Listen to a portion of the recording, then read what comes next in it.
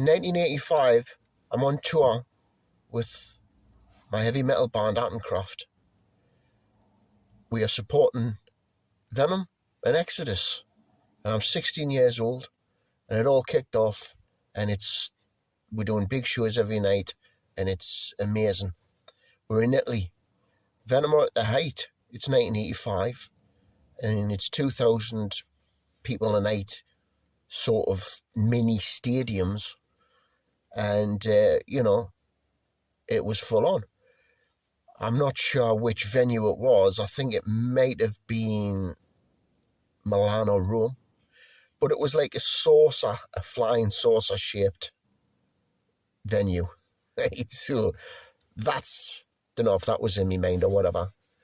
But do the gig, and I'm alone backstage. Now, it's not like how you would imagine, because it was a big venue. You go backstage in a sort of small venue. You get a room, and then there's the toilets over there, and then there's the fire exit, and you're out the back. No, this is like a spaceship-sized, massive stadium sort of venue. So, there's lots of rooms and stuff. So I'm in this weight room. The gig's finished. I'm on my own, and I'm in there because I'm hungry, and I'm always hungry. So after the show, you would have food put out. The venue would put food out, right? So instead of spending your that day's pocket money on food, if you just ate what the catering staff had put out for the bands and the roadies, you ate that, then that leaves you more money for beer. So that was the thinking with everybody. So I'm on my own in this weight room after the gig, and I'm just chomping away on a piece of probably rye bread with cheese. There's a door to my right, and there's a door to my left. It's quiet. Or there's like a sort of, maybe some music in the distance, in the back. There's like a low sounding rumble in the background, because it's a venue. And I'm just on my own, having a peaceful, like I'm the only person in the world. It was one of them moments. And there's a click to my right hand side, and the door opens. So I look across. There's Tony Bray, the drummer from Venom, Abaddon. He's got a briefcase, and he walks past, and I sort of give him a nod and that, and he just walks past, nothing unusual, and he click the door on the other side of the room, and he goes into that door, and the door shuts. So I'm just thinking, oh, he's got business to do. He's got a briefcase, and he's getting on with stuff. Start eating me rye bread with cheese. Just minding my own business, having a quiet moment, and then click.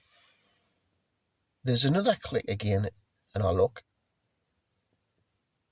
And then through this door comes, my instant thought was Mafia. These two men come in. They're both dressed exactly the same. Right?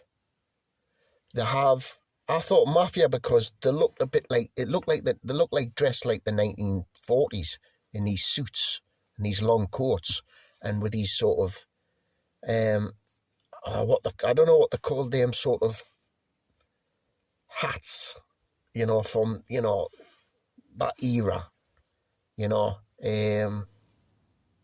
Mafia, so they look like just two Mafia. They looked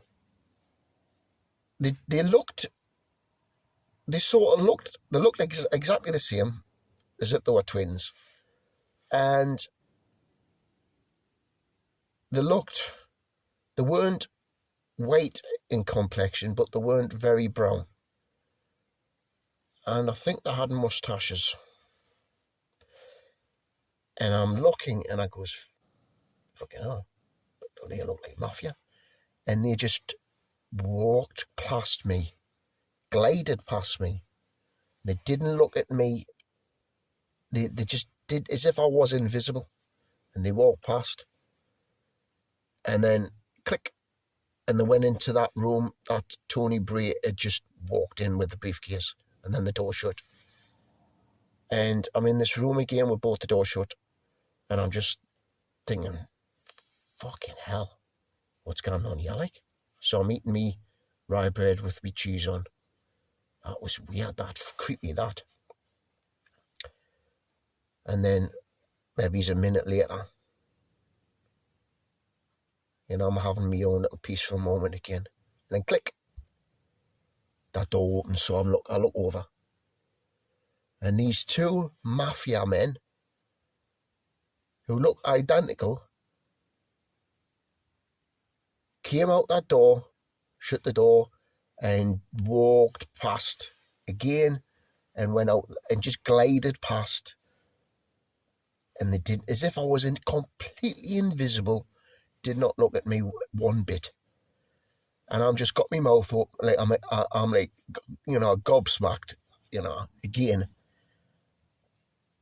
And then they shut the door, and then that's it, they were gone. And I just thought, that's weird, that. And then Tony Bray comes out the door, flustered, and he says, did you see that? Did you see them? I says, yeah. He says, they were Mafia. He says, they've taken me briefcase. It had all the money in. He says it had all the money in from that night's takings. From all the merchandise takings, or, you know, or maybe it was but it had the money in. And apparently, these guys, and I'm just thinking, well, Mafia, that's what I thought. I thought they looked like Mafia. I was like, fucking hell, well, you know, I was like, oh, well, Tony. And then he went off back out that door on the right, and he was gone as well. So I'm just like shrugging my shoulders and going, well, fucking hell, I'm just a guitarist in the band, you know. Is there any more of that rye bread and cheese left? So for years and years and years and years, that was it. They were the Mafia. I saw Mafia, and they stole takings off Abaddon. And that was that. And obviously, years and years later, I'm looking at sci-fi programs, you know, like, you know, Ancient Aliens and all this sort of stuff. And it just, they started, I just thought, hold on a minute. Men in Black. Men in Black. And then you saw it from that, I'm hearing all these stories about these men in black people that people have came across. And I was like, that's what they were. That's what they were.